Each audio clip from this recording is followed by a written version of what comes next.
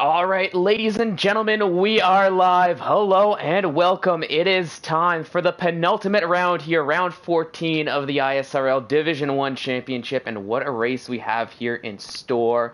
It is time for the Belgian Grand Prix here at Spa-Francorchamps, and we have a little bit of a treat. It's our sprint qualifying session here today, so in a couple moments we'll be heading out on track, seeing everybody's one and only flying laps before the sprint race here.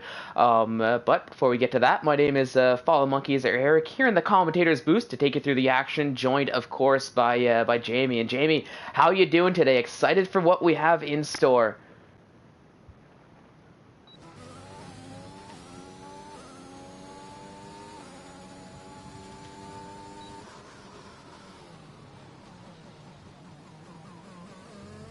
I've got I've got Carmentalist right now who just went through La Source and heading up Eau Rouge. That's the run I've got. So if you've got Carmentalist, we can ride through there.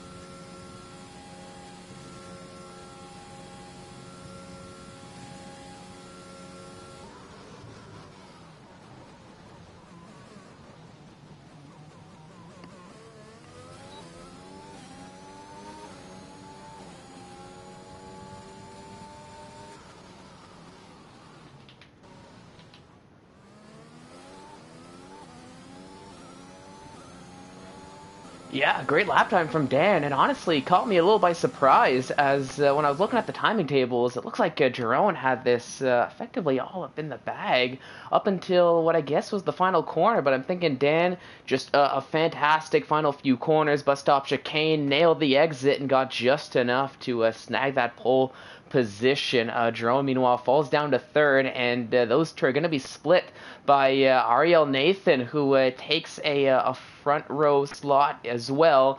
Maybe not where he's used to being in that P1, but still a good qualifying from him as well, and a great one-shot showing from Izat Kush as well, up into fourth with Jamie 1. Recently been great on qualifying as well, brings that Haas up into a top five, as that's going to round out the top five with Mark Campbell, Luke Wouter, and Rocco rounding out the rest of that top 10. But yeah, Jamie, like you were saying, one-shot qualifying, it does take I'll say a certain breed of driver. A lot of drivers, I know myself included, like to have those 2-3 laps just to get used to just get used to it there. But one shot, you really got to be on your toes, like you said, got to be set and ready to go right from the get-go. But I mean, we've got rain here, from what I can see, as we're jumping in to the race. So that could possibly explain some of the variance as well from some drivers that we are maybe used to seeing closer to the top, ending up in the midfield pack. If some of them did prepare accordingly, put on those wet weather setups, they are a little bit slower, of course, in the dries, but can pay dividends here in this sprint race. So we're going to have the formation lap, 11 laps here in the sprint, and we'll see how drivers can fare with this extra challenge of what very well might be the intermediate tires, I'm thinking. Let's take a look. Yes.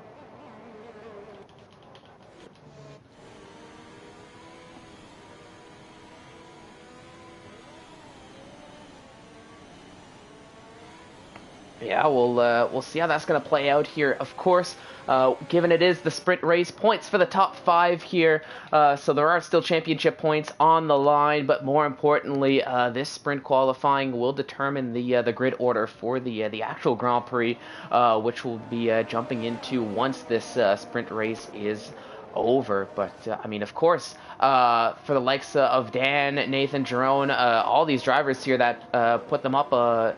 Had a good lap in the one-shot qualifying, as I'm trying to say. They put themselves in a great spot here. Like you're mentioning, Dan being on pole, he's in the best spot to be here with no DRS. A lot easier to defend here and already hard enough to overtake in these intermediate tire conditions. So, of course, further up on the grid you are, the easier it's going to be for you. I guess... contrarily to the likes of Peas, let's say, down at the bottom, choosing to opt out of qualifying, which I think is the second weekend in a row we've seen him do that. Gonna have his work cut out for him here in this sprint session. He's got 11 laps to try to work his way up the grid, and crucially, unless the weather changes, most likely going to be a 0 stop here, taking those intermediate tires all the way to the end of this sprint race. But here we go, as we've got just about set and ready for the sprint running here. Up to 3 lights, 4 lights, and 5 red lights. With a lot of jumps starting there right from the get-go, but we are off and running as Nathan and Isaac Kush take the top 2 spots here. But of course, they did get a jump start, so penalties are going to be applied through the rest of the field. You can see them all maneuvering turn 1 to the best of their abilities here in the intermediate tire conditions. You can see Mark up into 4th here with a little bit of help from the early start, putting a lot of pressure on Dan right behind as they head down the Kemmel Straight. But of course, gonna have to use a lot of battery, a little bit less than the DRS. Meanwhile, right behind them, QVR Campbell and Jerome were going side by side, but QVR Campbell gets the overtake done as Mark, a little bit further ahead, overtakes Dan Nijing to go up into a podium place. And here in the middle pack, XL Larkin making a nice little move around the outside of Jamie 1, who had a dismal start here, down from P5 to P10 over the course of 1 sector, so not looking strong here in the wet weather conditions, but it's still very close here in the midfield. Seeing Peas already up about 4 or 5 positions as he's trying to hang on to that P14, fighting off Killer Blue, and you can see Wouter getting involved with that as well, as he and Killer Blue go side by side, and Peas meanwhile putting some pressure on Pesse. But up at the front, it's Nathan from Isaac Kush and Mark as the top 3, as Peas and Pesse exchanging positions. They went side by side through Sector 2 as they're approaching the final sector here on lap 1.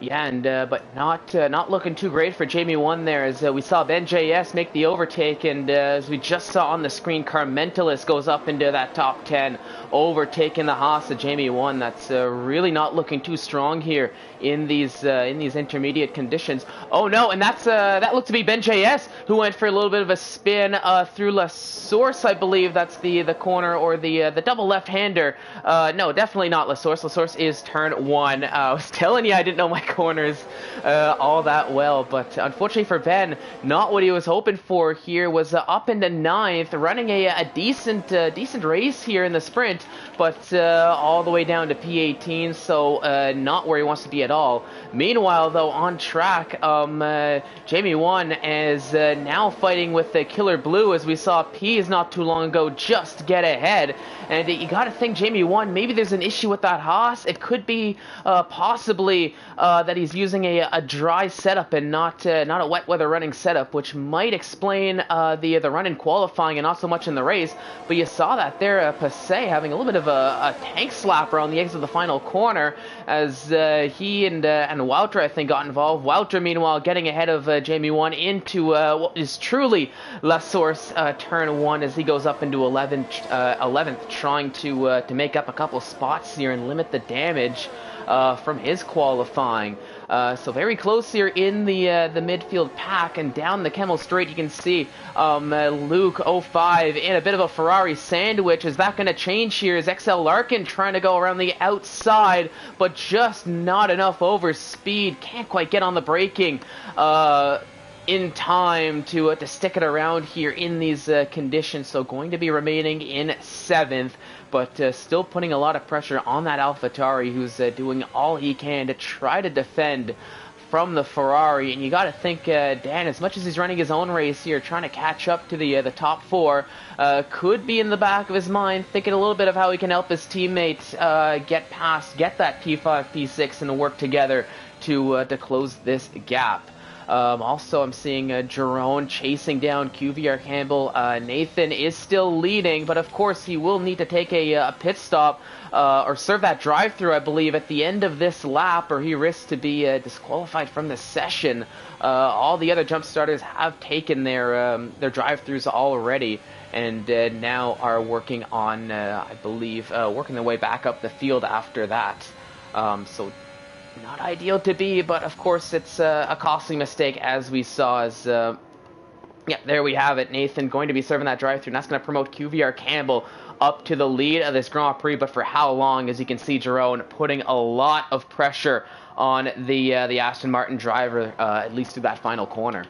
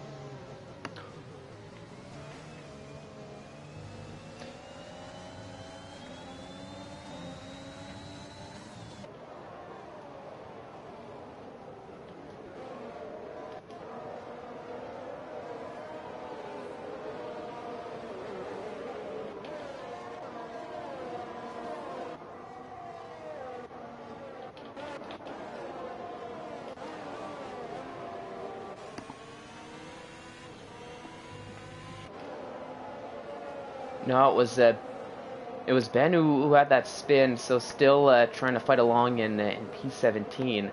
But Killer Blue still a good race, up 8 positions. I believe, from what I can see, only overshadowed by the 10 positions gained from Peas after starting in the back. Calvin taking a 3-second time penalty, so that's going to be added on to his time at the end of the session, so not ideal. I was actually on board with Nathan when he took that his 3-second time penalty, trying to go side by side with Izat Kush. At the time was Nathan a little bit squeezed off track, but very much a close move there, but a 3-second penalty nonetheless for Nathan. That I mean, they're few and far between for the AlphaTauri driver.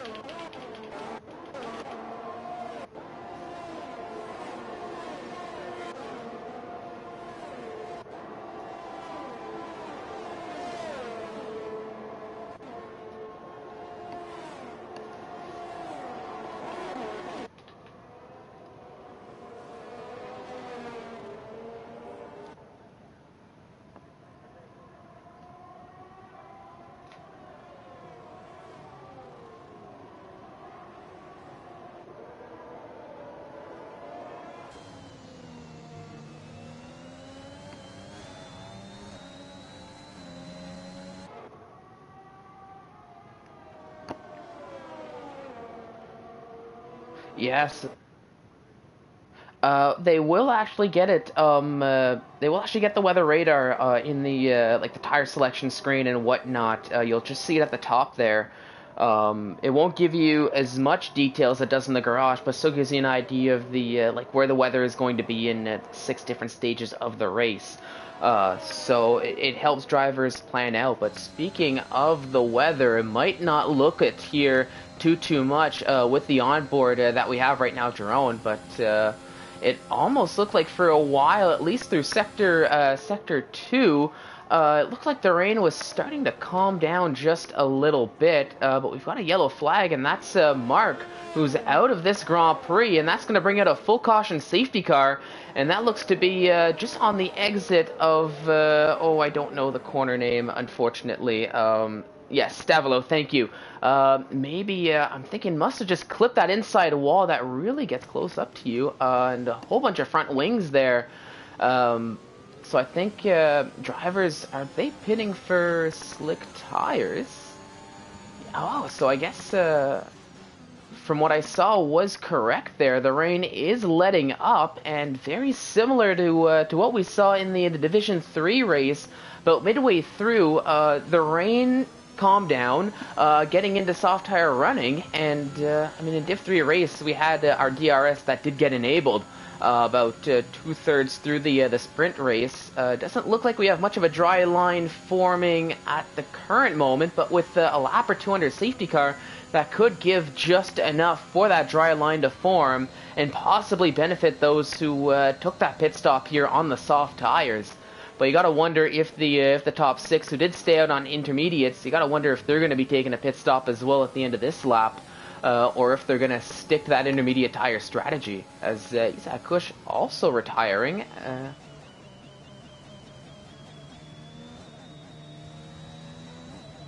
Yeah.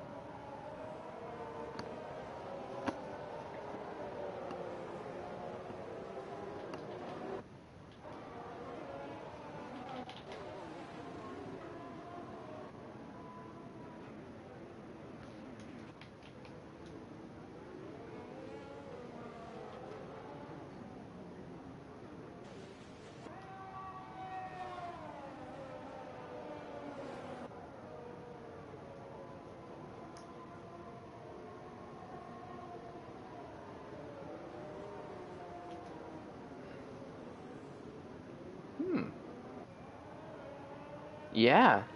And he's gonna be the only one who's gonna stay out on those intermediate tires. Everybody else went for that pit stop. I'm thinking for Ben, of course he wasn't that P5 down. There's a possibility that he just, as much as you have the time to think about it, it's a lot easier to make that decision when you see everybody else file into the pit in front of you, like what we saw from, well, at the time was, I think, P7 all the way down the grid. So I think possibly seeing the top four and everybody ahead still on those intermediates, trying to make that decision, decided to stay out. Didn't quite work out, as now Ben had to lose that track position as he's out in P13. Oh, he's out of the session too, and that looks to be another. Oh, Cuvier Campbell going for a spin.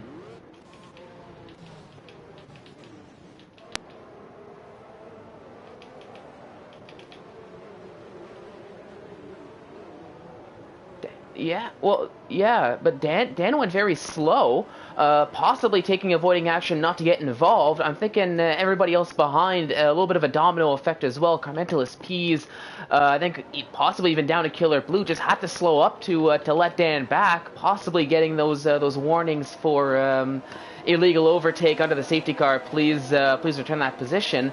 Nathan, meanwhile, after all of that, he goes back on a set of intermediate tires, and he finds himself, other than Sophion, the only driver on the grid who's not running a set of slick tires. And of course, it seems like at this point it's anybody's guess, but with how Calvin getting a drive-through penalty for falling too far back, but he's got no wing, so yeah, I don't blame him there. I wish I could veto that and change the coding on that from the commentator's booth, but fortunately we don't have that power yet.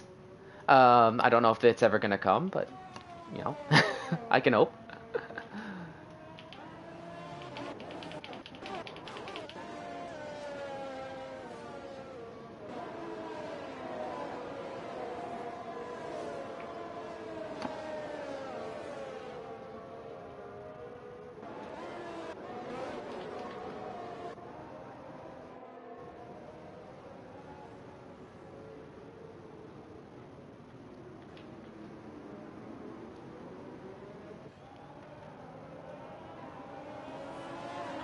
Yeah, looks like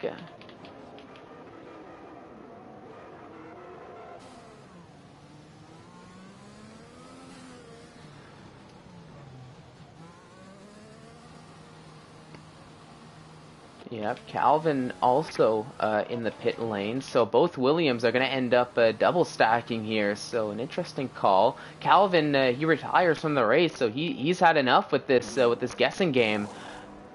Yeah, going on the intermediate, so do you think, you gotta think maybe some of the drivers just jumped the gun a little bit here, opting for the slick tires? It could be that approximate weather playing a factor as well, that some pit walls maybe seeing, oh, it's gonna get dry, let's put on a set of softs, and maybe not quite the case here. On board with Carmentalis, Nathan, I'm not seeing any rain falling on any one of these cars, so it looks like the rain has definitely stopped. In terms of spray, I'm not seeing much of any spray either coming off the back of these cars, but I believe the question remains, is there a dry line on the track that these slick tires can work on, or is the track still damp enough that the intermediates are the way to go? And I guess the only way we're gonna find that out is once we go back to green flag. But of course, on board here, with Nathan taking lines to try to cool the tires, it seems it looks like I'll say that the top half of the track might be dry, but of course this bottom half of the track through the end of sector 2, start of sector 3, looks like it's soaked. Whole bunch of spray coming off the back here, so it looks like we're kind of stuck in a half and half spot here. But safety cars coming in, so this is gonna make for I think a very interesting restart here for what will be the last 3-4 laps of this sprint race.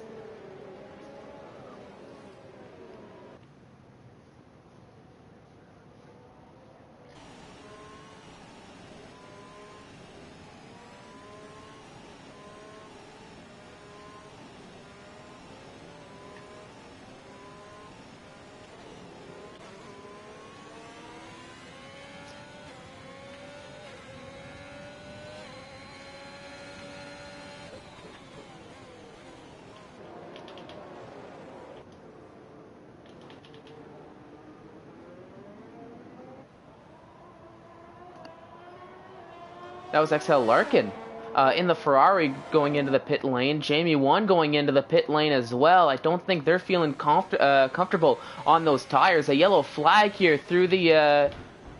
yeah, that's passé. Meanwhile, Dan and Killer Blue going side by side, and you saw Dan having a little bit of a wibble wobble on that kart, trying to keep that Ferrari under control. That allows Wouter to go ahead as he goes up into 7th. Dan down to 8th as they go through Eau Rouge for the first time here in full speed with these slick tires. And I think you can kind of see the slight little cautionary tales that I think the likes of Isaac Kush and possibly Ben, I think it was, taking a little bit cautious through there on this first run. But side by side now, at least temporarily, it looked like went, well, our Wouter and Nathan just about, but Wouter keeping that position, but Nathan using those intermediate tires to his advantage. I never thought I'd be saying that compared to the slicks, but I mean, he's able to keep it down the inside, get back ahead of Wouter, and now he's making himself ahead of Killer Blue. So it looks like the intermediate tires at this point in time are the way to go, as Nathan is just picking people off left, right, and center, all the way up into fifth. As oh.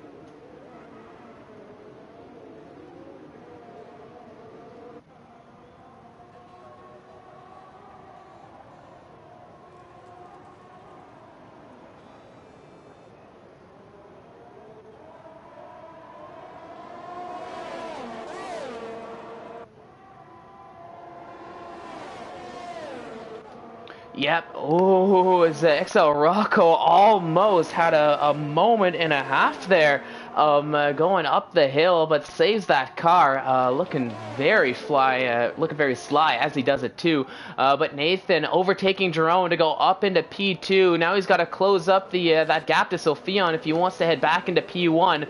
But Sophion staying out of those intermediate tires, he's able to build himself a 9-second lead here on the penultimate lap. So barring any crazy unforeseen events, it looks to be Sophion's P1 to lose here in this sprint qualifying session. It looks to be his pole position to lose here. But also you can see Carmentalist trying to overtake Jerome here, but it looks like he wrote the curb just a tiny little bit on the double left-handers, so had to back out there ever so slightly. But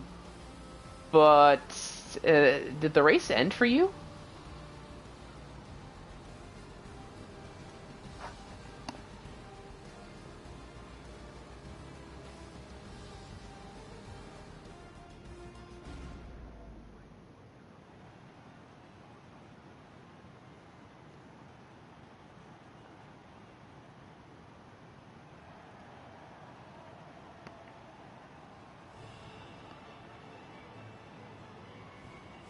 Okay, please do.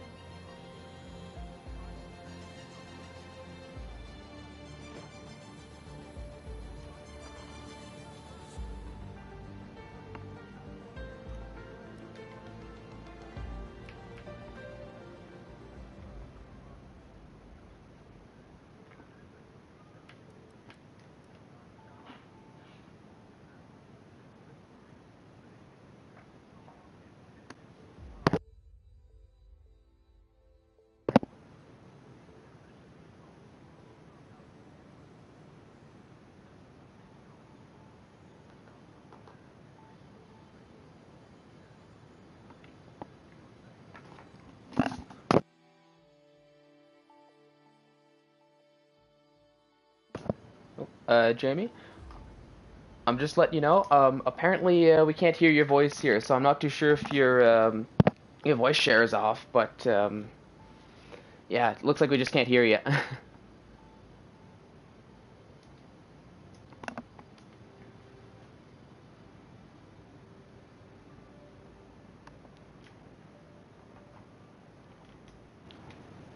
Take a look at my end as well. Oh It's no! me. It's Oh no! All right. I turned it off for a specific reason. Yeah. Thank you for reminding me. Thank you for ever put that in the chat. So, Special thanks yeah. to Meme Lord for letting us know with the shout out. That last lap took a lot of energy to commentate. There was so much action in that last lap between the Inters and the Softs, but Sofiane won in the end. It was Carmentis who finished in P2. Eric, have you joined back the session, mate? I think I'll just need a new invite. I don't know if I got one yet. Let me go take a look. Nope, doesn't look like I got it just yet.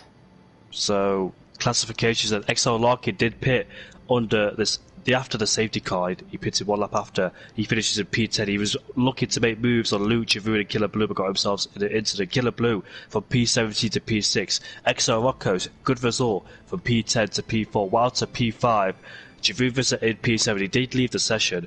XR Rocky P10, Jamie won in P11 from P5, so disappointing race for him. Total P's in P12. But yeah, QVR Campbell, he did crash with Killer Blue. He lost his wheel and therefore didn't make it over the line, where Killer Blue did, because he didn't lose his wheel. He just lost his front wing and was able to slide his way towards the line. But it was dry at the very last lap of the race. The DRS was enabled towards the middle sector, which was useless anyway, because no one could use DRS in the middle sector as it was the last lap. So it was the right call to go in the intermediate. So the summary of the race was be at the right tyres at the right time. And it turns out the people who stayed or pitted on Inters during the pit stop, like Sophia, made a massive gamble on the intermediates. But some people dived back in the pit lane, such as Nathan. He went on the intermediates and found himself in P3. Like Carl Mendes as well, also dived in the pit lane to put on a brand new set of Inters during the safety car. So whoever put on the Inters made the right call in the end, but you don't know whether the Inters or the dries are the right call, because when it stops raining, you think, it's stopped raining, it's drying up, we'll put the softs on because there's only 5 laps left to go, they can make it towards the end, we'll be fine. But at the same time, there's still a lot of standing puddles out there for the Inters, so you don't know where the crossover is. And the safety car restart, it was actually Sofiane who pulled a 5-second gap in one lap during that safety car restart. So that tells you how the strategy can pay dividends towards your race. Yeah, I mean, sounds like well, at least from what I saw, it looked to be a crazy race. From what I heard, that final lap looked to be absolutely intense, crazy. Just unfortunate that the connection issues meant that we couldn't quite see it on my end, ladies and gentlemen. Apologies for that. I'm also looking to get an invite in to the new lobby so we can take us through the actual race. Looks like we are going to be getting a new lobby here with a new host, at least from what I'm seeing. So we're going to get all of that set up, and we'll be ready to go as soon as possible. But, I mean, if that sprint race is anything to go about it, we're in for a treat here once we jump into the feature race, the actual race itself, where all the points are on the line here for the top 12, not just your qualifying order, but also your finishing order. It's going to be a good one. For extra lucky, maybe a little bit of interchangeable weather as well to really bring in that excitement, like what we saw in the sprint session. But as long as we get a good race, exciting race, I'll be happy. If I'm being honest here. Yeah, that's the uncertainty made it more suspenseful as well, or more intense, sorry, because no one knew what times to go on except Sofiane. He stayed out there. He basically took track position. QVR Campbell, unfortunately, here for him, spun on the safety car, and Giroud had to take avoided action, and everyone went past. But yeah, what a crazy race that was. Nathan had a drive-through penalty at the start of the race. He came into the pits thinking that it's all over because he did crash again on the exit of Eau Rouge and Radion. But he came back to finish in P3, so anything could happen here. The changeable conditions at Spa, like 2008, where I think it was Fernando Alonso who gained all those positions, or I think it was one of the Toyotas like Timo Glock or Yona Choda who gained all those positions back after going on the right tyres at the right time, because it was raining towards the end of the Belgian Grand Prix towards the 2008, where we saw Kimi Raikkonen have Lewis Hamilton have that spectacular battle. Unfortunately for Raikkonen, crashed out, and Hamilton, well, he didn't take the win. It was Massa who took the win due to Hamilton's 10-second time penalty for going off the track and getting an advantage there. But yeah, anything can happen around here at the Belgian Grand Prix. The weather plays a massive factor around here. It does tend to rain a lot around the parts of Belgium. Yeah, and of course, like we saw, the track is so long. It's just a big track that we see weather affecting some parts of the track a little bit more than others, which is similar to what we see in real life, but not something we see too often at other tracks here, at least in my experience. But I mean, we saw that here in Spa, where I mean, Sector 1 looked to be almost dried up by the time the safety car came in, but Sector 2 and Sector 3, where you need a little bit more downforce, a little bit more grip on those tires, was still very damp, very wet, essentially down the hill of the track, and it looked like that was really where the difference was, especially watching Nathan carve through the field from where he was behind the order, almost starting from last of the running cars with the safety car restart. But just goes to show the craziness, and goes to show why you never really want to give up on a race, because anything can happen. You never know, and I mean, sometimes the ball falls in your favor, like we saw there. But we're looking at getting the lobby set up, trying to figure out who's gonna host this updated lobby, with the game being as funky as it has been. I've just gotten a couple invites, so I'm gonna be joining in now. And once they get in, they'll get the grid order set, and we'll be good to go for the feature race. So there we go. Into the lobby now I am, with drivers funneling in, getting themselves ready to go for what's going to be 22 laps here for the feature race around this wonderful circuit's Spa-Francorchamps for the Belgian Grand Prix. I'm excited here. I know I've said it before, I'll say it again, but I mean, it always seems to bring out a great race here, and especially around Spa, like we saw in the feature race, weather always seems to play a little bit of a factor. But of course, with the way the drivers here attack this circuit, and like what we saw, whether or not, it's gonna make for a great race here. They're really gonna be going at each other. It's so close here with the grid, and honestly, you love to see it. So I think a few drivers to go to jump in. We'll get the grid order set, and we will be good to go in just a few moments here. Once we get that cue.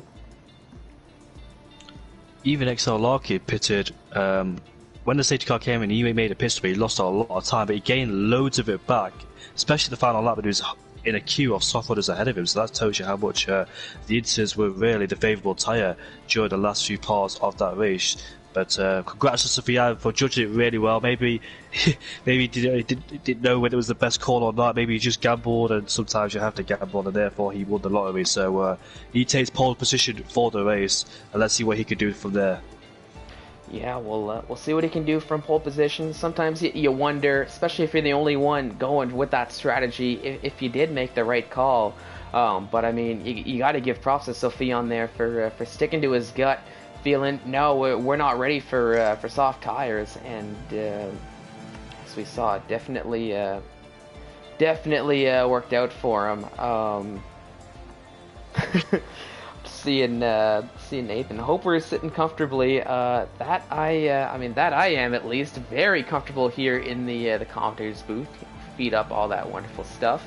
17 drivers in. Looks like we're just missing one.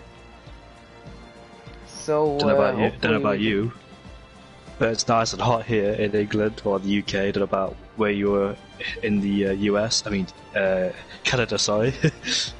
Yeah, it's I mean, nice and I mean, today was a little bit cool, but we've had a lot of hot weather. I mean, it's a typical quote-unquote typical Canadian May, where the weather just really doesn't know what it wants to do. We'll have a couple days where it's silly hot, and then a couple days where it gets to seasonal or even a little bit chilly. Today is a little bit more on the chilly side, but I mean, here in this small little comms booth, it's kind of toasty, so I'm not going to complain too much here, as I think one of the drivers might be having a little bit of an issue in getting into the lobby, so I think we're trying to see if if we can get them in, or if we're gonna have to continue the show without them.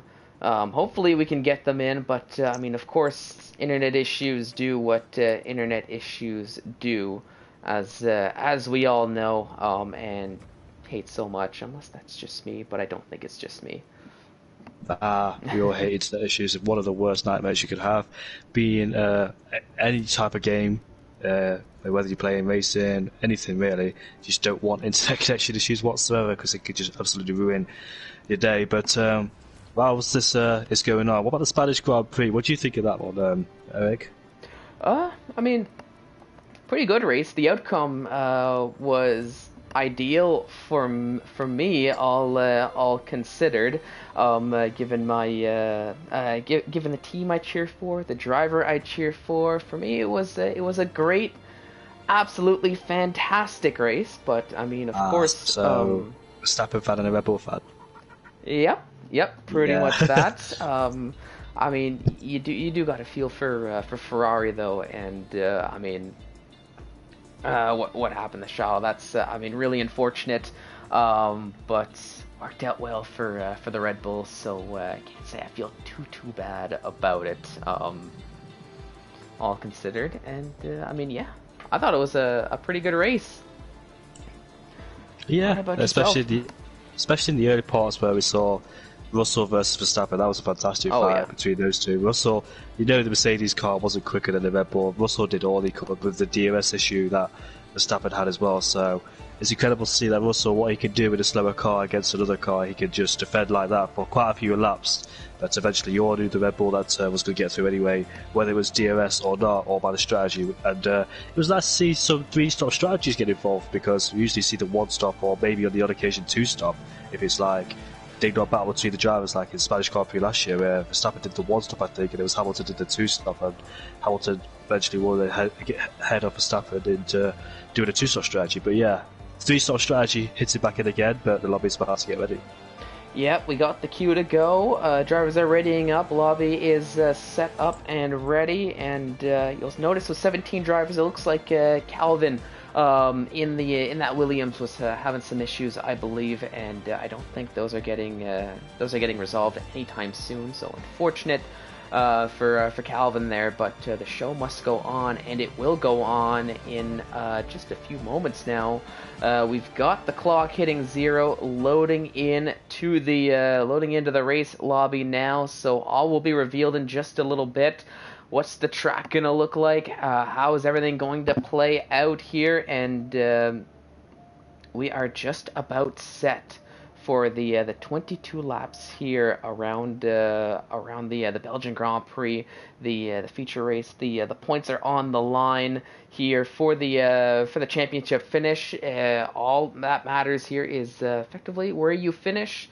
You definitely want to get those points, and we'll see how that all plays out in just a few moments. We had that great short qualifying, of course, that we saw not too long ago, and I'm sure the feature race here, the actual race, is going to bring in more of the same. So loading has completed, and it is nice, sunny, and bright skies here from what I can see as we're set for the race lobby. I mean, of course, warning to the drivers who possibly have the stream open, don't forget your setups.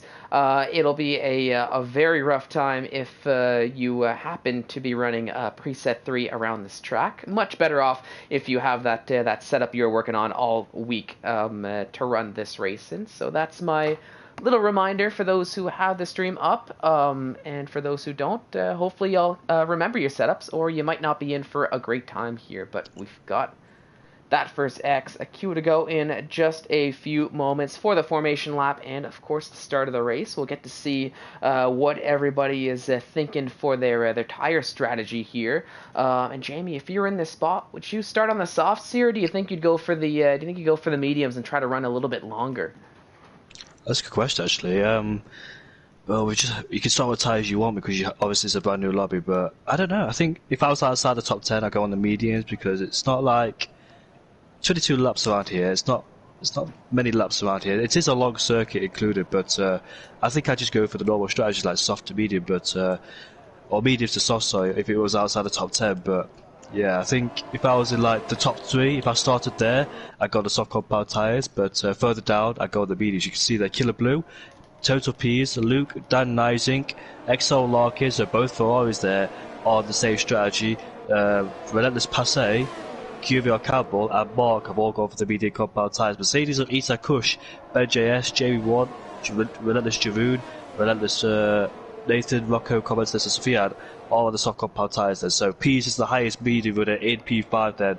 Let's see then how he performs on those medium compound tyres. The harder tyres, of course, take longer to warm out than the soft compound tyres. The soft compound tyres being the most grippy and most viable tyre, while the mediums is like the mid-race distance. So it'll be very interesting to see how it all pans out for him. But Sophia then, can he get a good start off the line? We're not really seeing. This is a mixture of order here because you don't really see the main guys up there like Nathan, Walter, Pease, Giroud in the top 4. We've got a different change of face here. Let's see how these guys can handle under pressure, especially Sofian there in P1. Can he deliver it in this full race? Yeah, we'll see how it's gonna play out. Won't have the benefit of the being one of the few drivers on the ideal tires like it was with that safety car, but he's got the pace here on Spa from what it seems, and we'll have to see how he's gonna handle the start, especially with the likes of Carmentalist. I mean, Nathan especially. We've all seen the pace that he has around any circuit, and I'm sure here is no different, especially with the nice and dry skies. I mean, tire choice really. As I'm counting them out, effectively 50-50 here on the grid. 8 drivers opting for the mediums, 9 opting for the softs. So that's about as close down to the middle as I can think of here with this odd number of drivers on the grid. So it really seems like a toss-up. I think it's going to be a one-stop either way, barring any unforeseen events, either soft to mediums or mediums to softs. So I think some looking to gain that pace right off the start of the race, and others looking to have that pace near the end of the race once everybody's going to be on those possibly slightly more worn medium tires. But as the drivers are lining up to the grid, Nathan. Nathan and Pease and now Wouter taking a little bit of a single file. Not too sure what's going on here. A little bit of an odd formation to the grid. Oh, there we go. It looks like some of them got sorted. Nathan hasn't. Oh yeah, he has. Yeah, there we go. Looks like we're now sorted and getting the 5 red lights. So up to 4 lights and 5 red lights for the start of the Belgian Grand Prix, and the lights are off, and we are racing here in Spas. It looks to be a pretty good start from Sylphion right off the line here, but already being pressured by from both sides here, from Nathan, who makes the move down the inside of turn 1 to take the lead of the Grand Prix, and now Sylphion side by side with XL Rocco. It seems just about half a car's length ahead, it seemed. XL Rocco, maybe a little bit of contact there, but nothing too worried. Wouter, meanwhile, trying to fight through, as you can see the traffic here off the bat, side by side with Pease, trying to use Carmentalist for a little bit of a tow. Can he stick it down the inside of Carmentalist? No, he can't. Oh, and Sylphion spun. We saw that there. So not the start the Alfa Romeo driver was hoping for here, as he's all the way down in P17 from P1. A heartbreaking start there for him. But meanwhile, Jerome up into P5 as he overtakes Pease. QVR Campbell trying to work his way up the field as he overtakes Dan, who still hasn't quite seemed to find his pace just yet here, albeit still early, as now Jamie 1 tried something down the inside, going into the double left-hander, still keeping his nose in there on those softs, but doesn't quite have the run, doesn't quite have the speed to get the overtake to stick here, so will be staying in P11. But you can see trying to get past that Ferrari ASAP. He and Ben JS trying to get past this run of medium tire runners to try to close up to the rest of the soft tire pack, the top 5 here. That if they're not careful could be running away with a little bit of a gap, using that fresh rubber to their advantage. But it's Nathan who leads the Grand Prix in front of XL Rocco at the as they take the final corner at the end of lap 1, about to start lap 2. So it was a great start from them. Unfortunately, the worst possible start Sophion could hope for, as they went from P1 down to P17 here. But oh my god, some contact there, as you saw on the screen. Looks like Jamie 1 got involved with the likes of, I think that was Ben JS. A couple others got involved with that as well, but didn't quite get to see the names quick enough. But 2 of those drivers went off track. So I think you might have seen that as well, Jamie.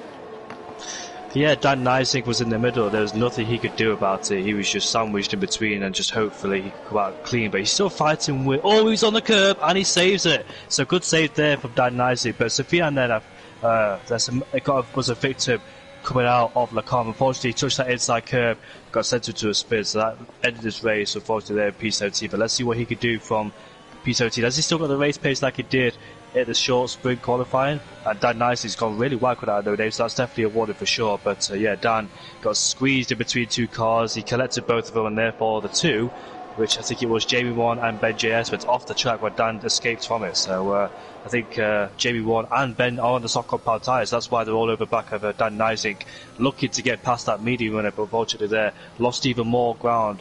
But total P then up into P6, the highest medium runner. Can he stay in this DRS train? If he can stay in this DRS train with these soft runners, that'd be beneficial, and it'll pay dividends for him later on in this race as well. And look like we've got a spinner. Is that Dan again? Yeah, he dropped into Stabilo, exit Stabilo then, so must have went out wide and lost the car, maybe understeered off the track, and yeah, just gone for a spin, unfortunately for him. But DRS is enabled, and Nathan leads them ahead of Rocco.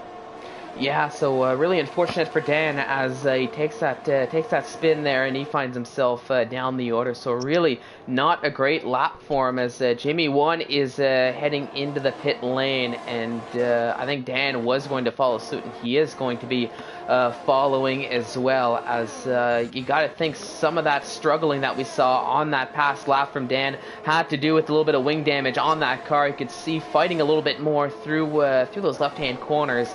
I think that slightly, possibly not too visible damage wing didn't help out. Meanwhile, QVR Campbell, though, about 1/10 of a second behind XL Larkin, considering an overtake, you have to think. But, of course, you got to plan your moves accordingly. Isaac Kush also right up on the back of Mark. For Isaac Kush's sake, he's got those soft tires, so a little bit more grip. He just needs to find that corner exit, get the run, and hopefully he can get past the Red Bull of Mark, who's looking to go a little bit longer on those mediums, but a little easier said than done. Furthermore, up at the front, Jerome putting a lot of pressure on Wouter in that McLaren, but Sector 2 really not an ideal overtaking opportunity. But we've got a yellow flag, because that's Killer Blue, who had a little bit of a spin here, getting that car back on track, but down in 14th. It looks like the damage is already done for Killer Blue, as I'm not seeing any wing damage on that car, but down the order, and he's going to have 4 seconds to try to close up. Not ideal for him, but still looking to go, I think, long on those mediums. Jerome and Wouter, though, side by side through the bus stop chicane. They're wheel to wheel. It's a drag race into turn 1, I believe, as Wouter just hangs on to that lead. They both have DRS on each other and on and for Carmentalist, who's less than a second ahead. So that worked out very well for Wouter there to try to hang on to that P4. But you got to think Jerome's going to come right back at him if he can just hit the exit here through Ohuj Radion, and there you go, right up on the back. Is he going to use any battery here? They both have DRS. He's going to try to go towards the outside. I think it's going to be a bit of a braking battle here for the two, and it looks like Wouter just able to get on the brakes quick enough. Possible switchback attempt from Jerome. Jerome almost, but not quite there. As we have a yellow flag here, as that's Mark, who went for a little bit of a spin. I think there might have been a battle there from Mark, but on those mediums, back on track now, and another little bit of a moment for the Red Bull drivers, so from bad to worse there, as that free fall is going to continue, as he's going to get back on track in P15 now, and have a little bit of work cut out for him himself to try to close back up to Sophion. Yeah, mega battle there between Giroud, Vizzo, and Walter. Giroud's just riding the curves like nothing. Carmentis has just gone wide, but comes back on the track with no problem. So, unlike Killer Blue, who spun there, but it looks like Killer Blue, they got away with no front wing damage. He's on the medium compound tyres, of course, so his tyres will be his damage. Let's say if you're on the soft compound tyres, they'll be over here. So, let's see if he can settle into a rhythm and try and gain something back with this race with possible safety cars later on as well in this race. But Giroud, Vizzo putting Walter under massive pressure. You can see him just carried a lot of speed through these corners here, but unfortunately for him, he's just stuck in that DRS trade. He's currently last in this DRS trade. Despite fighting Walter, they're still dropping P's. The gap's about 2.9. P's has got his own problems to worry about, because he's got QVR Campbell right behind him. So I wonder what happened to P's pace, unless it's just those medium compound tyres and the sauce being that different. But as you can see, Giroud tucked in right behind Walter. You can see that he used a lot of EOS, so really try to save some, but later on in the race, because he's used quite a lot, and he'll be assisting duck down straight if he tries to go for it. Let's see that. You can see carrying more speed in Eau Rouge and Radion then. DRS for both of them as Giroud pulls out to the left hand side. I presume Walter will be using, no, he's not actually using the EOS, so there goes Giroud then. You can see there Giroud has used a lot of EOS and he's to start to think about saving some now. But it looks like he's got some decent race pace, because Giroud, oh, he's made a mistake without that corner. He took too much inside curb there, and the car let go on it. Will Walter think about coming down the inside of Rivage? No, he doesn't. So, lucky escape there for Giroud by taking too much corner. Maybe the tyres are a little bit too hot as well. With being in the back of Walter's dirty air, the tyres sliding around with a lot of oversteer as well. So be careful as well not to overheat these tyres too much. But got away with that one. I think Total P that has been overtaken by QVR Campbell, and QVR Campbell is now up into P6. Looking for redemption is QVR Campbell in this race after making a mistake in his sprint qualifying race where he spun on the safety car. But he's on the alternate strategy now. He's the highest medium runner in P6. Let's see what he can do for a bit. Carl Menzies got past XO Rocco in a place you'd expect. So I wonder if XO Rocco has made a mistake. Yeah, and you can see Jerome now right up on the back of XL Rocco as well. You got to think there was a bit of a mistake done by XL Rocco, even for Carmentelis to get the overtake done. I didn't quite get to see what happened. I noticed the overtake and quickly switched over, but it looked to be fairly easy from Carmentelis as Rocco was trying to regain speed. So maybe losing the car a little bit, but Carmentelis heading into the pit lane now, so he's gonna be taking a pit stop a little bit early here on lap 6. Let's see what he's gonna choose in terms of tires. There could have been a possibility of contact as well, which might have been why Rocco was going just a little bit slow. But I mean, if Carmentelis is taking a pit stop, if there is a let's take a look here. If there was no front wing damage. Yeah, so if there was some front wing.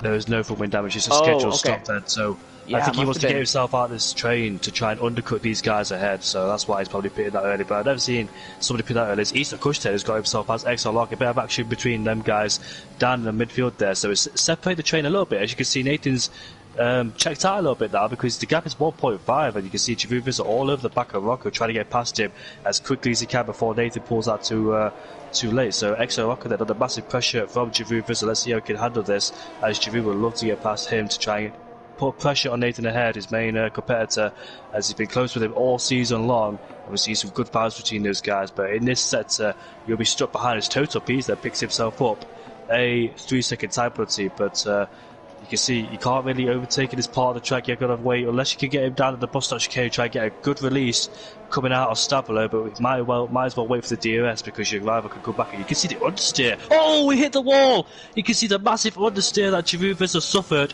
into Stabilo. Those tyres must be overheating because he had no front end grip whatsoever. I think you saw that too, Eric. Yeah, I did see that as well, and you can see we'll see. I don't see any damage. At least I did jump on board with Welter right off the bat just to see. But there goes Rocco and Jerome into the pit lane. So I think all of a sudden Carmentelis opting for that pit stop might not be as crazy as I initially. Or as we both initially thought here. It could be possibly trying to get a bit of an advantage on the train, but it could just be that the wear on these soft tires is a little bit higher than expected. Could be due to the train, could be due to the just the temperatures and whatnot, just the way drivers have been pushing here around this track. But it looks like these soft tires are not lasting as long as I think what some of the drivers truly thought. And here comes Pease trying to close up on QVR Campbell.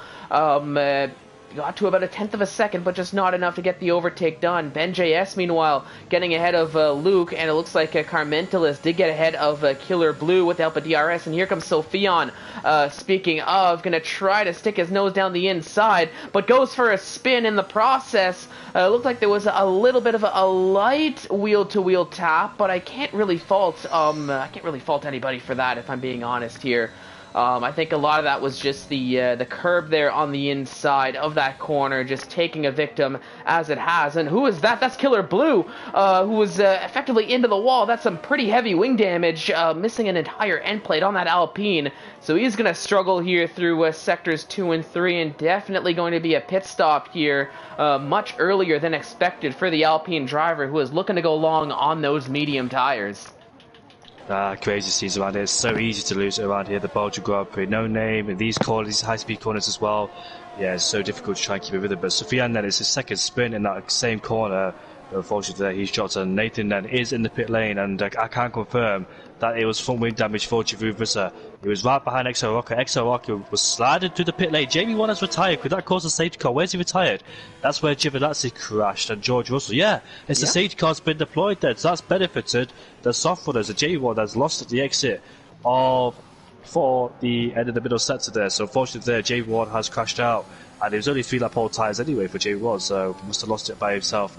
And he is out of the Belgian Grand Prix. He had a good qualifying session at the sprint race, but unfortunately there couldn't convert it. And his race pace, it must be said, he was lacking a little bit as well, because in the wet conditions he was struggling. So maybe it's just his track in general that he's not confident around.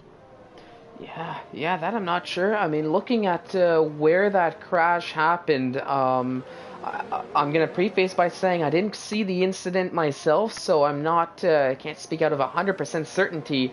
But of course, as you're coming through that corner section, you'll take the left, you've got the left-hander, and you'll take that right-hander. But of course, in my experience, that curb on the exit of the right-hander there, if you take it just the wrong way, it's very easy to unsettle the car, lose the back end, and there's a chance that could have been exactly what happened. And once that happens, you're a sitting duck, just hoping that the car will hit the wall. Here, if I jump on board with the QVR Campbell, you'll maybe take a little bit too much curb here, go wide on the exit, ride that curb on the right-hand side, and if you unsettle the car there, then that wall is a lot closer than you'd ideally like it to be. And I think that's possibly what happened to Jamie 1, which caused the DNF, and with Dan close by, driving by, I think that's what truly brought out the safety car here. But of course, for some of those medium tire runners, you're seeing QVR Campbell and Pease there, as well as the likes of XL Larkin, Luke, Passé, gaining a good amount of track positions here on the mediums. Nathan, of course, getting a bit of a quicker pit stop here. But actually, now that I say that, it looks like everybody here who didn't pit 1 lap ago, who couldn't, is heading into the pit lane now. So I guess I'll take that statement right back, as now you'll see Nathan and Wouter retaking the top 2 here. But interesting call here. Those on the mediums, I guess, putting on that set of soft tires, looking to get that tire choice done.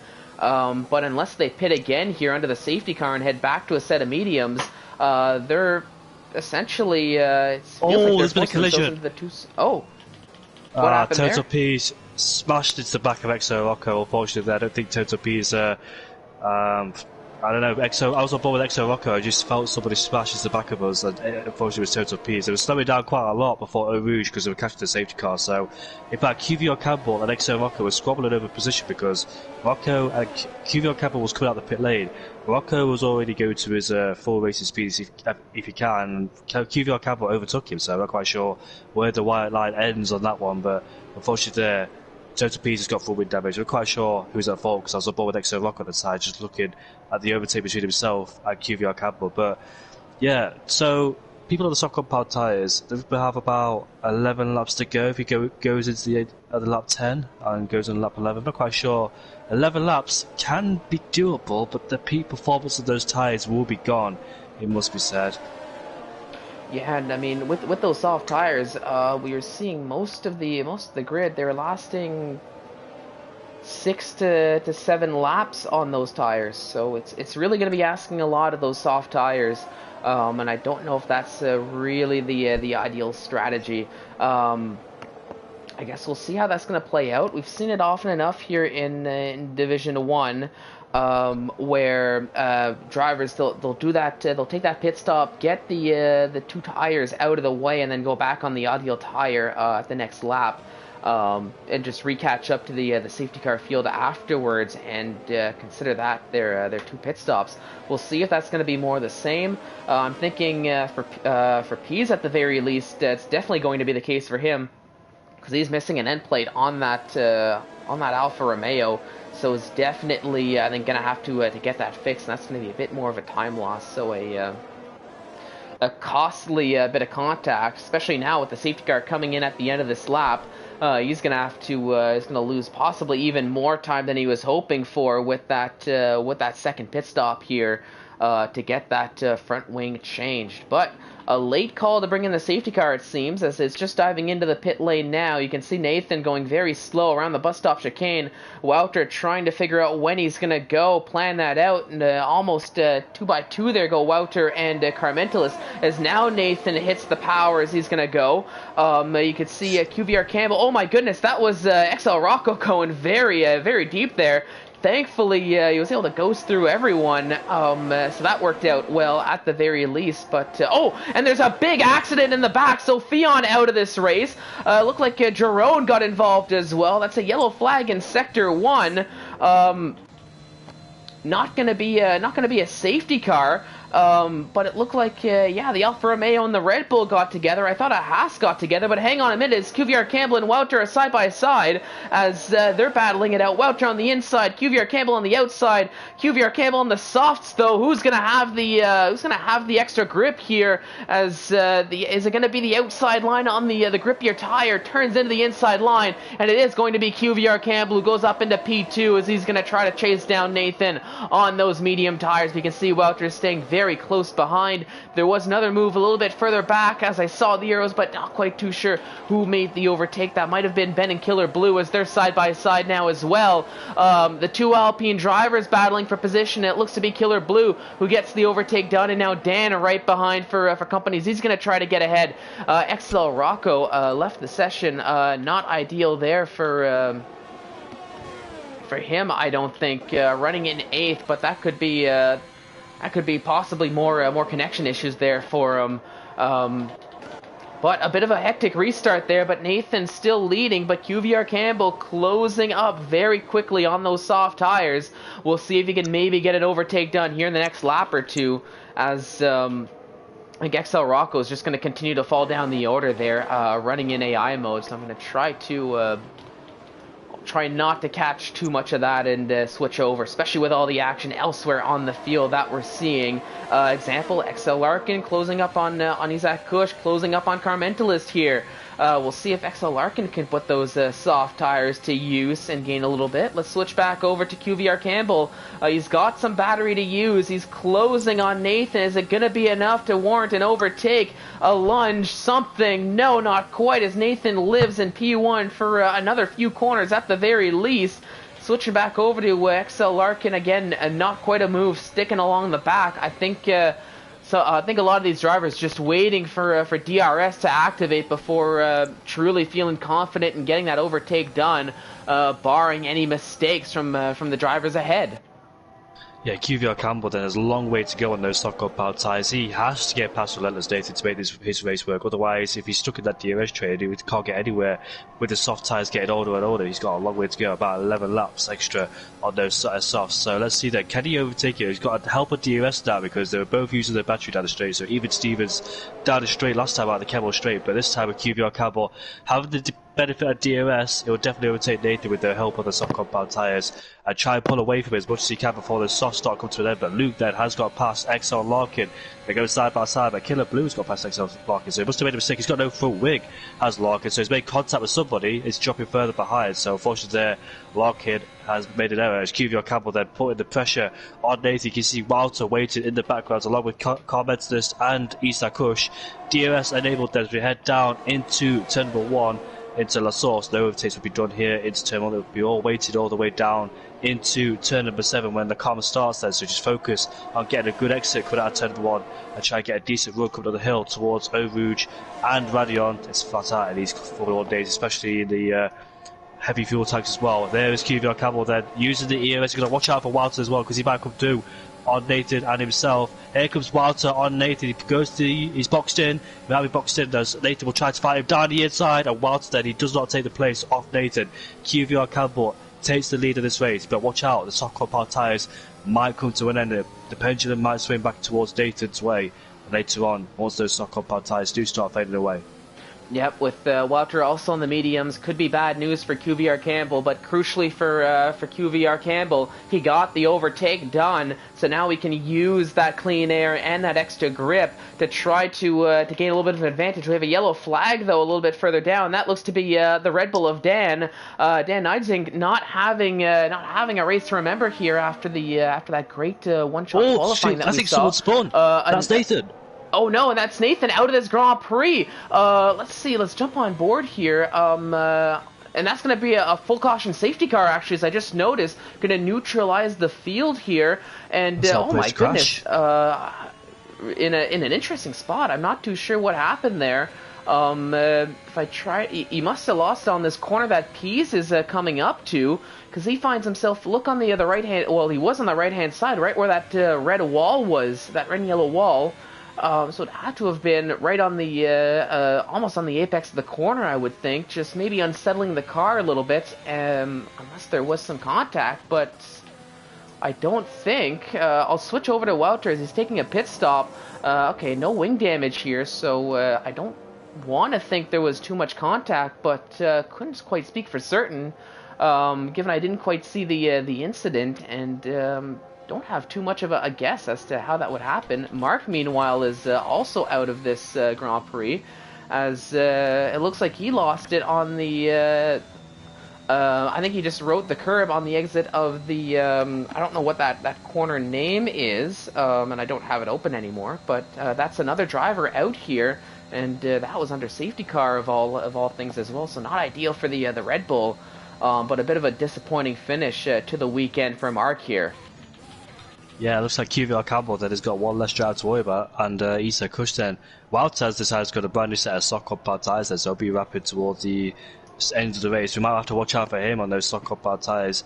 We'll see what he could do for P5. He was on the mediums to switch over to softs, didn't lose too much time as the rest of the guys pitted. Dan Neidsink, however, decides to stay out on his medium compound tyres. In his position, he would have thought he'd go to the soft compound tyres, but he's decided to take track position over brand new set of tyres because guys behind him, such as Killer Blue and Car Mentalist, Pease, Larkin, Giroud and Passe, are all on a brand new set of the soft compound tyres. I don't think Rocco is back in the session. He left. I think, yeah, he is back in the session. He did rejoin, so he didn't go to brand new set of softs. He decided to stay out there. So those softs are going to be quite old towards the end of the race for XO Rocco. Let's see how he manages that one. But QVR then is helping his tyre life, it must be said, with the reduced laps behind the safety car, not pushing as hard in the high speed corners, not braking hard, locking up as well. So it's helping QVR Campbell's tyre life, and it might help it towards the end of the race where he needs it the most, as it might drop off. So safety car then definitely benefits in his soft compound tyres. Yeah, I mean, there's a chance that XL Rocco got back to his car after they had already crossed that pit lane, or across the pit entry, which is why he didn't quite take that pit stop. But we'll see as they're approaching it once again at the end of this lap if he's going to dive in. I mean, for the likes of Dan, Ben JS, even Isaac Kush on those mediums, I'll be honest, I do like the call of staying out because those medium tires should be able to make it to the end of the race. I don't see any reason why they couldn't, but for those on the softs, they probably could as well, but might not be too much of a fun run to the end. And there goes XL Rocco into the pits, as well as Ben JS and Dan Ijink, who are also gonna get off those medium tires, and I think they're gonna choose to go to a set of soft tires to the end of this Grand Prix. And match the rest of the field. So maybe a lap late on the jump, but they'll make that pit stop nonetheless. And it looks like there was another pit stop that was done as well. That was Jerome who went into the pits to put on a fresh set. So everyone on a fresh set of softs, other than QVR Campbell and Luke, who are on those 4-lap-old soft tires. Isaac Kush sticking with those 4-lap-old medium tires. Got a little bit of grass on them as well for good measure. All part of the strategy, I can only assume here, for the Mercedes driver. But running in second in a good spot, but really gonna have to get this, really gonna have to make this restart work for him, as he does have a 3-second penalty to his name. So he's gonna want to be able to build a gap as quick as possible to minimize the damage of that time penalty that will be added on at the end of the race for him.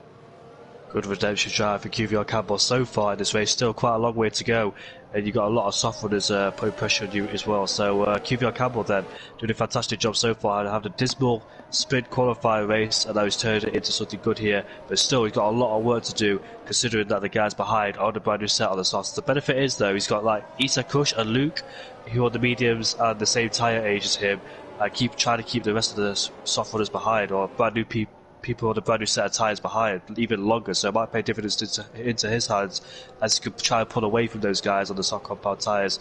But after that, his job then to be looking to overtake Luke on a brand new set of the soft compound tyres, the highest soft runner so far on a brand new set. So let's see then if he can find his way past Luke and Isaac Kush as quickly as he possibly can, so he can continue his battle with Isaac QVR Campbell. So it'll be very interesting to see how that unfolds between those guys there, because he was matching pace with QVR Campbell earlier on before the safety car. So can't wait to see how this battle turns out later on in this race. It could be a thrilling battle towards the race between Isa Kush, Luke, QVR Campbell. While to comment as well, can he find himself on another podium, because he's had some good run around here in ISRL this season, picking up quite a few podiums for himself. He could find himself on another one.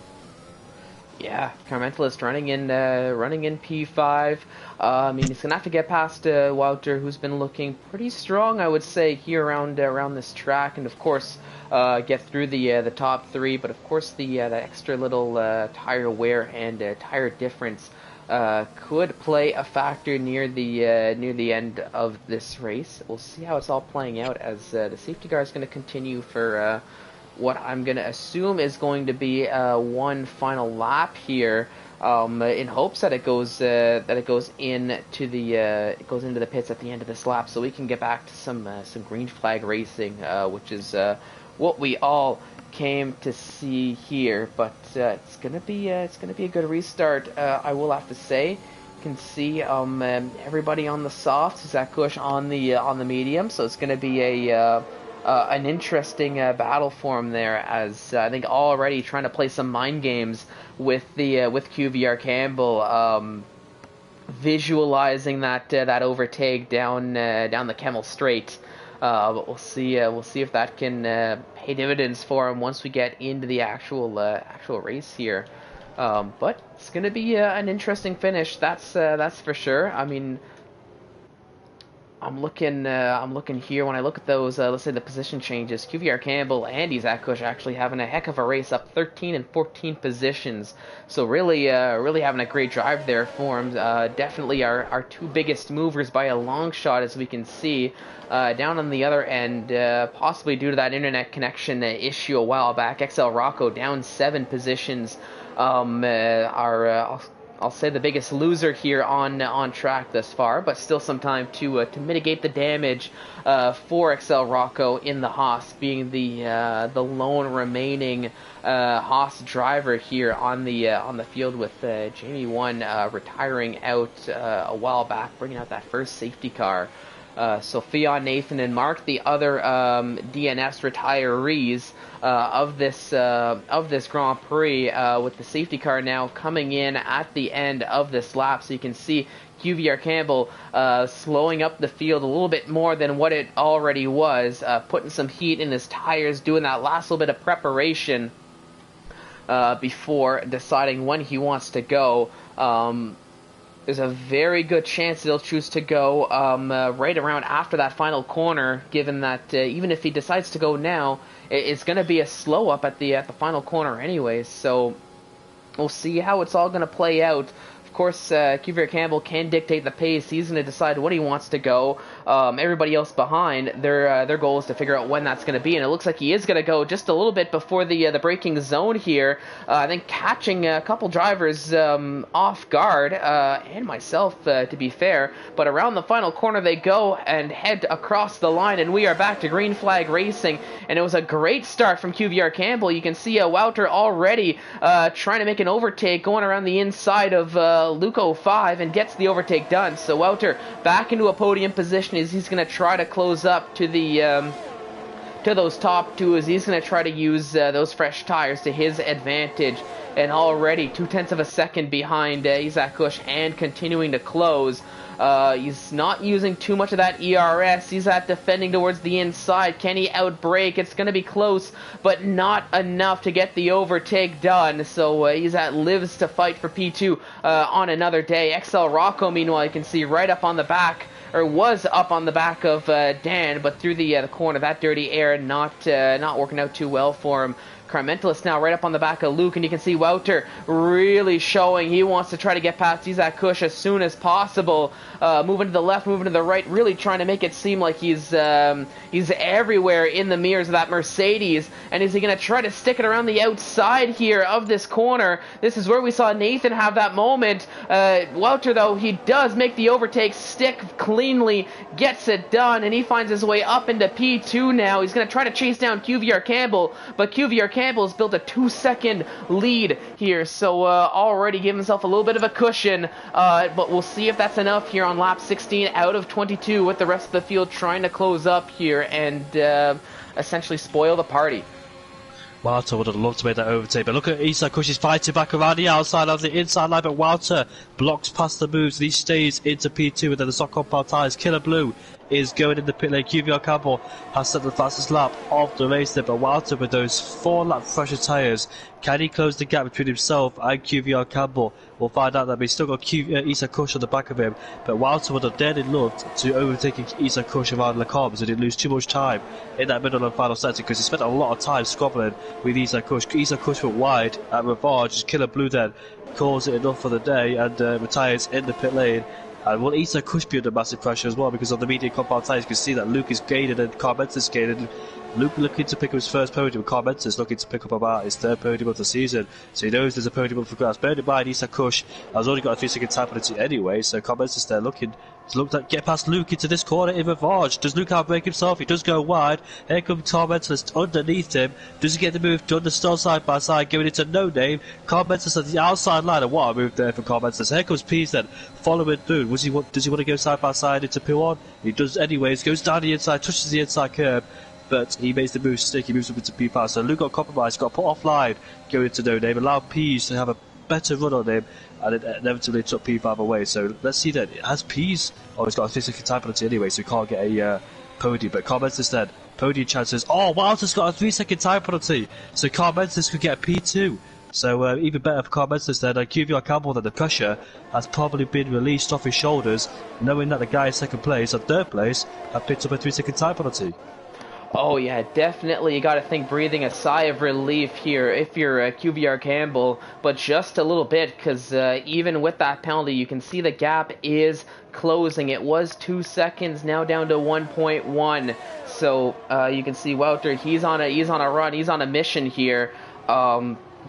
And who knows, with those fresher soft tires, to try to go to the end of the race, how that's going to play out here with the 3-second gap. Meanwhile, Carmentalist, he's trying to make some moves for himself here, help his own case out as he gets ahead of Isaac Kush. And you can see Pease right up on the back, practically pushing that Mercedes up Ohujan Radion, now down into the Kemmel straight. Isaac Kush is going to have nowhere to go, as just a little bit off track there, as Carmentalist was a bit of a sitting duck without any DRS. BenJS. You can see Zach Kush struggling with the corner. Ooh, a little bit of contact there as Zach was trying to get back on track, as they did have to go a little bit wide, and continuing to fall down the order, and that's going to bring out a virtual safety car for somebody. Oh, yeah, look at that. It's not for Giroud, but Giroud Vizza, once the VSC came out, they were still fighting down at Rivage, trying to sort themselves out. Giroud Vizza hooked the inside curve too much there, sent himself into a drift and hit the wall, but that was going on there. I think it was Prix that brought out this the virtual safety car, because I'm seeing no front wing on that Mercedes. He looks like he's no front wing whatsoever, so that's probably why the VSC is out there. It's helped QVR Campbell a little bit there to regenerate some battery, and try and keep Walter behind for even longer. All the time is better for QVR Campbell. But if Walter does get past QVR Campbell, has he got the pure pace to try and build that 3 second time penalty, 3 per second buffer on QVR Campbell? If he does, then that's immaculate, the driving there for Walter. But it's going to be very, very difficult, because it's very easy around this track to stick in that DRS range, especially with there's 2 DRS zones around here as well. So I think Walter prefers to win it on track, but can he build it as 3 second time penalty? But with the move with Carl Mensters, DRS has enabled us, green flags are out. With the move with Carl Mensters then, pushing Isak Kush on the track there, Isak Kush had no downforce to get the braking right into Le Carme, and therefore had no grip whatsoever, as Giroud Vizza will probably go to the pit lane and retire from the session, which he does do. And unfortunately, Giroud Vizza not had a good race. Both Red Bulls have retired from the Belgian Grand Prix, but look at Walter then, he's all over the back of QVR Campbell. Inevitably, he'll overtake him with the help of the DRS, ERS, and Slipstream. And there we go, the DRS enabled for Walter. Let's see, can Walter build up a 3 second time penalty, or will QVR Campbell in the dirty air, Walter, might fall foul of picking up a penalty, because it's so easy in the dirty air as somebody, even if you are taking it gently, to pick up a 3 second time penalty. And XL Larkin then fights it among with Luke and BenJS. Looks like Luke's stayed in P5 for the time being, ahead of XL Larkin. Under massive pressure, those guys, and XL Larkin goes wide into Rivage, but the door is still closed for BenJS to get through, and XL Larkin then remains in P6. So there's a good battle of P5 downwards, all bunched up together and barely separated by a second between those guys as they head down into Puon with their little fight. But QVR Campbell, then all he has to do is try and keep that gap down below 3 seconds and not pick up any more warnings, because he knows that Walter's picked up a 3 second time, but he can't afford to risk anything. Yeah. I mean, apologies. Sorry about that. Mom was messaging me, so hard to ignore that. But we're still in the race here, lap 19. I mean, I've been keeping an eye out on the battles. Wouter, that gap here is only 0.7 of a second, so he did get that.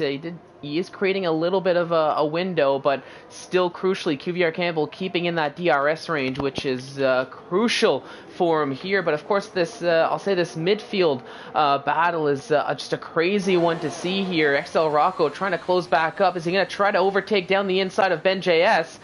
There's wheel to wheel now, a little bit of a side pot to wheel contact, but BenJS with the outside line just finding a little bit more traction to hang on to that P7. But this has been a crazy battle here. I mean, I think XL Larkin and BenJS a lap ago down the Kemmel straight. Luke just put that car perfectly where it was XL or Ben just had nowhere to go, just stuck behind. But speaking of that, XL Larkin gets the overtake done. He goes up into P5 here on lap 20. Gains that crucial extra position and starting to build a tiny little bit of a gap there. And there goes BenJS down the inside of Luke, and it looks like Luke is struggling a little bit here on those tires. I think he was one of the ones who, so he was one of the ones, similar to QVR Campbell, that did stay out on those softs, and now at 10 laps old, I think they might just be starting to fall off for Luke, possibly at the worst moment for him, as now he's got XL Rocco for company right behind, and then Dan right behind him. But the same cannot be said for QVR Campbell, who's still sticking with Wouter very well, keeping within 1 second. So QVR Campbell, he knows what's at stake. He knows what he needs to do here over the last few laps. Of course, the big question is, from now to the end, are those tires gonna hang on here? for the final 2 laps of this Grand Prix to keep within that 3-second window, or will they themselves give out the worst possible time? XL Rocco, meanwhile, getting ahead of Luke. As you can see, Luke struggling here, and Dan, I think he was going to try to overtake as well. He gets ahead of Luke, but can he get the move on XL Rocco? It's going to be around the outside here. Doesn't quite seem to be able to stick it. But will remain in P8, as I thought Luke was going to come after him, but not quite the case here, albeit still very close as they head up Eau Rouge for the second to last time here on the afternoon or the evening, depending on where you are. But with this battle in that DRS train, really not going to see too much overtaking here. That's the case. Is that Kush out of the pit lane and might just be trying to go for that fastest lap point with nothing else to lose, and got that clean air in front of him there. Yeah, will QVR Campbell try and fancy run back on Walter, or will he stay in second place, knowing that if he tries to fight Walter, might risk it by running off the track or making contact, knowing he's got no penalties? So let's see what QVR Campbell does. It looks like he's still got some good tyre life left to stick within Walter's slipstream, so we'll have a look then to see what the gap is between those guys once they cross the line to start the final flying lap of the race then, and we'll see how it all falls out.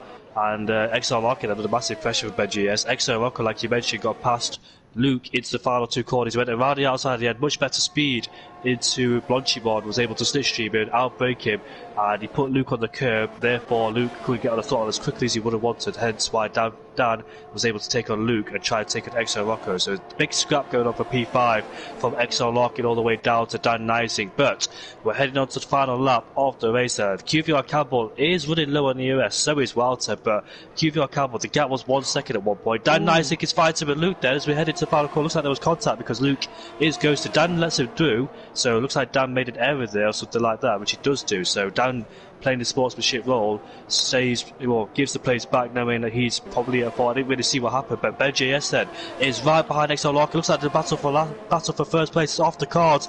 QVR Campbell's too far behind the Walter, but BenJS then with a lot of EOS in his display. Oh, no contact! Oh, that was so close there. BenJS on the grass, but BenJS then with the help of the slipstream on DRS puts himself up into P6 ahead of XL Larkin. Oh, there's Rocco as well. I didn't even notice Rocco was there. He was so side by side with Rocco. And that's why I was so confused, because I saw XL Rocco in 5th place, but I didn't know where he was because I was on board with BenJS. It must have been so close, Rocco, and BenJS. That was so close to all 3 drivers. Yeah, they were 3 wide heading down the Kemmel Straight. XL Rocco was on the left-hand side with DRS. XL Larkin was a bit of a sitting duck without having that DRS, so BenJS and Rocco got through relatively. And that was right as I saw that just on the corner of my eye. Ben went for a spin. You got to think he hit the inside curb on those double left-hander. That's the second time doing that in the race. I remember him doing it earlier on because I was on board comments this, and Ben's done that again. I'm not quite sure if it was the first race. No, it was the second race because it was dry this time. So Ben, for the second time in this race, is just hang on a minute. Hate to cut you off here, but of course with Wouter in P1, we still have a battle for the net win here. Is Carmentelis going side by side? He's going to try to go for it. Here's the final lap into the final corner. Outside turns into inside. There's contact, and oh no, heartbreak for Carmentelis as he goes for a little bit of a half spin. Can he recover enough? I don't know if it's going to be enough here. Pease crosses the line. Carmentelis still gets P3, but left to live on what could have been between himself and QVR Campbell, as QVR Campbell takes the victory there. But I mean, you got to hand it to Carmentelis. He saw the opportunity, was so close. I think just a little bit of contact there through the bus stop, as both drivers knew what was at stake here, that top step of the podium. Unfortunately for Carmentelis, a half spin wasn't meant to be. QVR Campbell, though, takes the victory here after penalties in this Grand Prix. Hope there wasn't another close battle at the end, because I was just too busy flipping through these through the podium sitters there. But what a finish of the race that was. Yeah, indeed. I think Carmentelis there, he probably a lot of adrenaline going through, because I don't think QVR Campbell did anything wrong. It was just all hard racing into the final few corners. Carmentelis then, I think he hit the inside curb and bounced into QVR Campbell and sent himself into half spin. I was worried that I didn't pick up a podium, because if he did pick up a podium, it would have been a massive heartbreak. But yeah, like you said, battle for the lead of the race, because yeah, Carl Mantis did not pick up a 3-second time penalty, so good run there for Carl Mantis, and it was a good battle between those two. I bet Carl Mantis will be unhappy about that one, but he knows that he's got potential for winning races as he's got the pace. So Carl Mantis, I think it's his third podium in a row. He's done a fantastic job. But QVR Campbell, despite having a miserable sprint quali race, has came back to come to win the race of the Belgian Grand Prix. Or look to Walter for picking up that 3-second time penalty there. The gap was only 6/10, so between Walter and QVR Campbell. So if those two, Mantis and Campbell, fought even harder, Walter could have won that race with penalties. Yeah. I mean, it was a lot closer than what I thought it was there. You have to think that battle between QVR Campbell and Carmentelis at the end probably helped that just a little bit. But from 14th up to a victory, that was a great run there from QVR Campbell. Really made this feature race work for him. But just a great drive from the podiums there. I mean, all throughout, just a fantastic race here. No shortage of drama, no shortage of battles here through the entirety of this Grand Prix. And honestly, what a show it was between the sprint qualifying that just gave so much action from beginning to end to the feature race itself that just brought out more of the same here. Fantastic race, and I'll see if I can get the podium sitters in, see if we can get some thoughts from the drivers after that race. So apologies for those who are going to be seeing that blue screen for a little bit as I get the invites sent off. But we'll see if we can get a little bit of post race thought here from the drivers. So.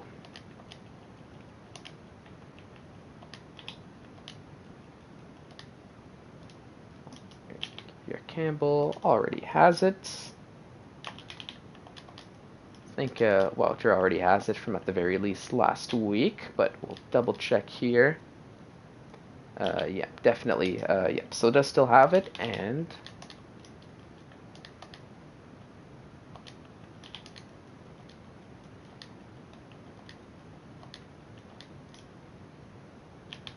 Carmentelis has it as well. So.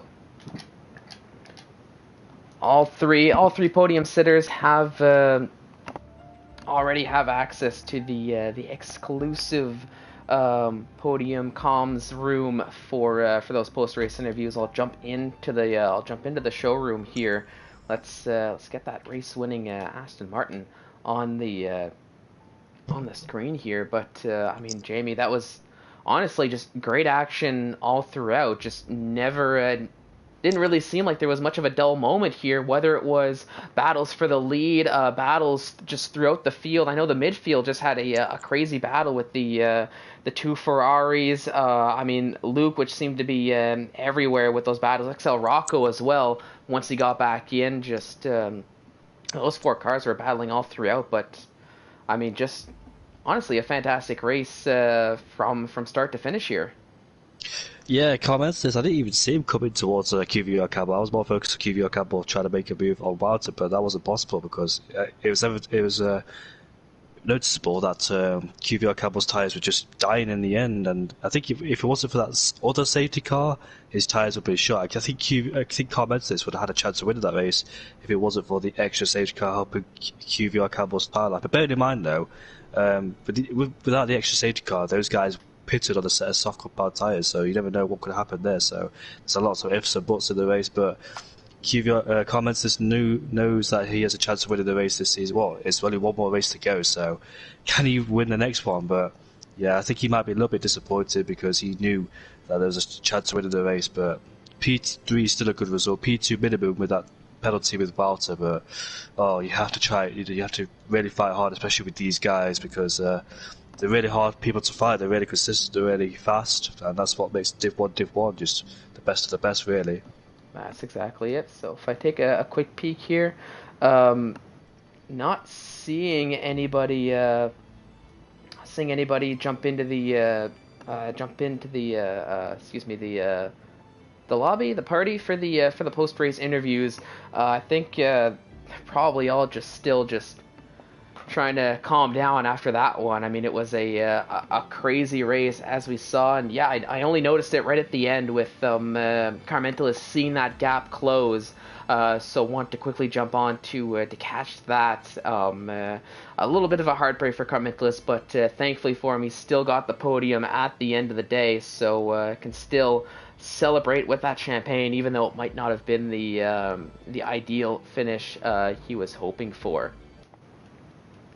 But if I'm going to be honest, I don't think we're going to be getting any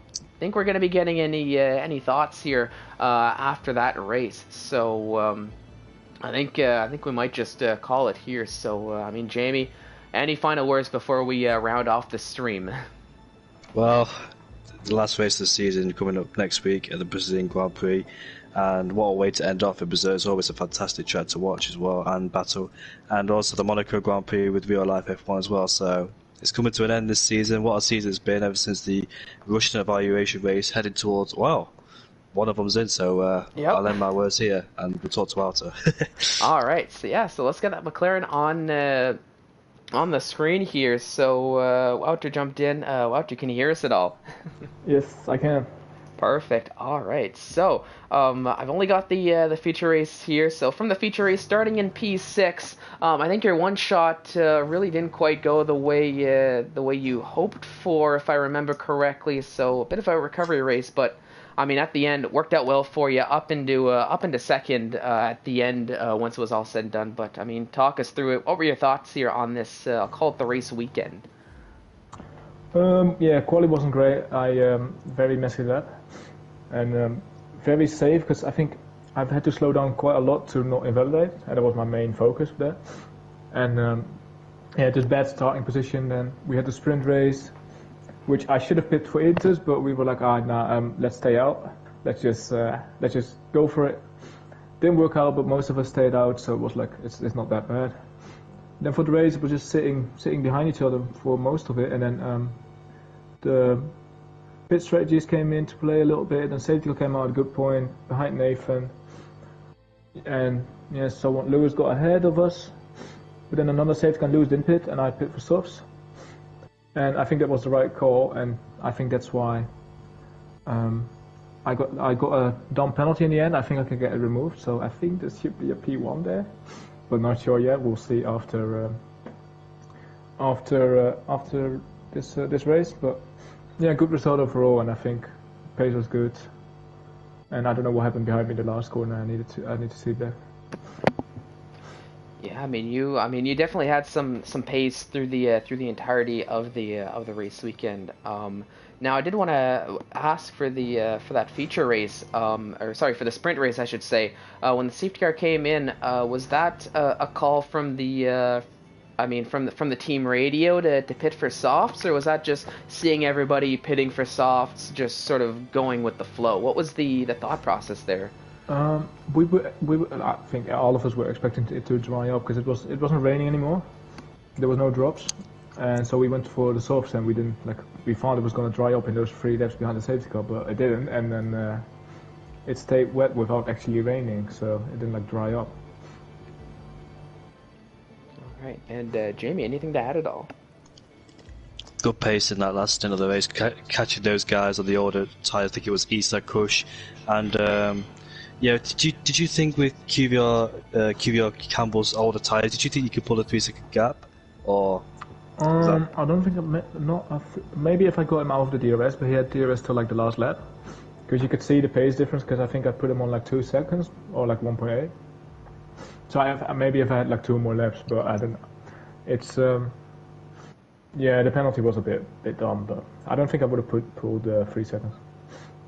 But congratulations on P2 anyway. It's still a good result, and you sounded a little bit early. You alright, mate? Oh no, I'm alright. Yeah. Congrats on P2 anyway, mate. Yeah, thank you. Yep, congratulations. It was still a great showing. We'll see if that P2 becomes a P1. But I mean, congrats on the at least for now unconfirmed, confirmed P2 at minimum. Yeah. All right, and then I didn't see anybody else jump in. I think if they would have, they probably, if they wanted to, they would have by now. So I mean, Here, Jamie, take two. Any last words before we round things out? Well, question: if Walter, you still here? Oh yeah. How are you feeling for the Bahrain Grand Prix? Or Brazilian? Bahrain? Oh, I don't know why I said Bahrain. I'm very sorry. I said Brazil before you joined the party. How are you feeling for the Brazil Grand Prix? It's a difficult one because everyone's good at Brazil. I know Nathan's very quick there, and same for Lewis. So yeah, it's gonna be a difficult one. Thank you very much, mate. And that's all I got to say, Eric. There we go. All right, well, you heard it here first. It's going to be a difficult one for the drivers next week. It's going to be a great one for us as it will be the finale in Brazil at Interlagos. You're not going to want to miss that one. It's going to be a fantastic race. But until then, that's all we've got for you. So, ladies and gentlemen, on behalf of Jamie, myself, and everybody here at ISRL Esports, I just want to say thank you so much for watching, and have yourselves a fantastic evening.